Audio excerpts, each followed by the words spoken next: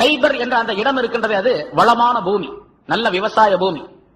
விவசாயம் செய்யலாம், காய்கறிகள் விளையும், அதே மாதிரி பேரீச்சம் தோட்டங்கள் எல்லாம் ரொம்ப வளமாக இருந்த பூமி. அது வெற்றி கொண்ட பின்னால ஏராளமான கனிமத்து பொருள்கள் கிடைத்தன, போர் பொருள்கள். அந்த கனிமத்துடைய பொருள்களை சஹாபாக்களுக்கு பங்கு வைத்து கொடுத்தார்கள். அதுல ஹஜரத் உமர் ரலியல்லாஹு தஆலா அன்ஹு அவர்களுக்கு ஒரு நிலம் கிடைச்சிச்சு, ஒரு பெரிய நிலம், ஒரு இடம் கொடுத்தாங்க, கனிமத்துடைய பொருள்ல இருந்து வந்தது. அந்த நிலம் ஒரு நல்ல நிலம், வளமான நிலம். பிறகு ரசூலுல்லாஹி ஸல்லல்லாஹு அலைஹி வஸல்லம் அவர்களிடத்தில் உமர் ரலியல்லாஹு தஆலா கேட்கிறாங்க, யா ரசூலல்லாஹ், இந்த ஹைபர் போர்ல எனக்கு ஒரு நிலத்தை நீங்க கொடுத்தீங்க, கனிமத்துடைய பொருள் எனக்கு வந்துச்சு, ரொம்ப வளமான நிலமா இருக்குது, அதே நான் அல்லாஹ்வுடைய பாதையில தர்மம் செய்யலாம்னு நினைக்கிறேன், அது எப்படி செய்யணும் அப்படின்னு கேட்டாங்க. ரசூலுல்லாஹி ஸல்லல்லாஹு அலைஹி வஸல்லம் அவர்கள் சொன்னார்கள், நீ அந்த நிலத்தினுடைய அசல் பகுதியை, அதாவது அதனுடைய அசலை, நிலத்தை உன்னுடைய பொறுப்பிலே, உன்னுடைய உரிமையிலே நீ வைத்துக்கொள். அதிலிருந்து கிடைக்கக்கூடிய பலன்களை ஏழை எளியவர்களுக்கும், விதவைகளுக்கும், அனாதைகளுக்கும், வழிப்போக்கர்களுக்கும் பயன்படத்தக்க வகையிலே அதை நீ தர்மம் செய்து விடு என்பதாக சொன்னார்கள். இதுக்கு பேர் தான் வக்ஃப்னு சொல்றது.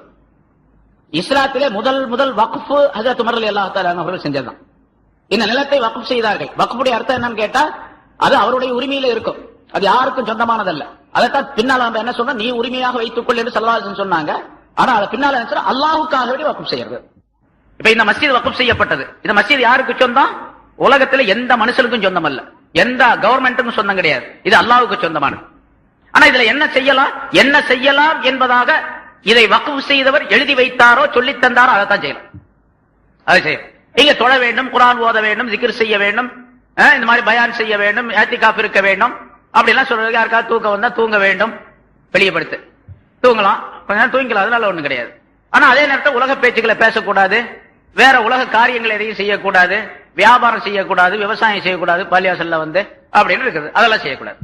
வக்ஃபுக்கு அர்த்தம். அதே மாதிரி ஹஜ்ரத் உமர் ரலியல்லாஹு தஆலா அவர்களுக்கு ஸல்லல்லாஹு அலைஹி வஸல்லம் அவர்கள் சொல்லி தந்தார்கள், நீ அதை வக்ஃப் செய், அதாவது அதனுடைய அசல் நிலத்தை உன்னுடைய உரிமையாக உன்னிடத்தில் நீ வைத்துக்கொள், அதில் கிடைக்கக்கூடிய பலன்களை ஏழைகளுக்கு, எளியவர்களுக்கு, எத்தீம்களுக்கு, மிஸ்கின்களுக்கு, விதவைகளுக்கு நீ கொடுத்து விடு அப்படின்னு சொன்னாங்க. அதே மாதிரி ஸல்லல்லாஹு அலைஹி வஸல்லம் அவர்கள் ஒரு நபரை ஏற்பாடு செய்து, ஒரு பொறுப்பாளரை ஏற்பாடு செய்து, அதுல என்னென்ன விளைகின்றதோ அந்த விளைச்சல் பொருள்களை எல்லாம் இன்னின்னாருக்கு கொடுக்க வேண்டும், இப்படி எல்லாம் அது பங்கிட்டு கொடுக்கப்பட வேண்டும் என்பதாக சொல்லி அதை எழுதி வச்சுட்டாங்க.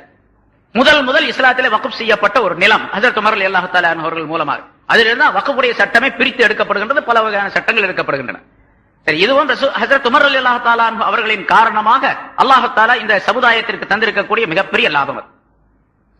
அதே போல ஹஜ்ரத் உமர் ரலியல்லாஹு தஆலா அவர்கள்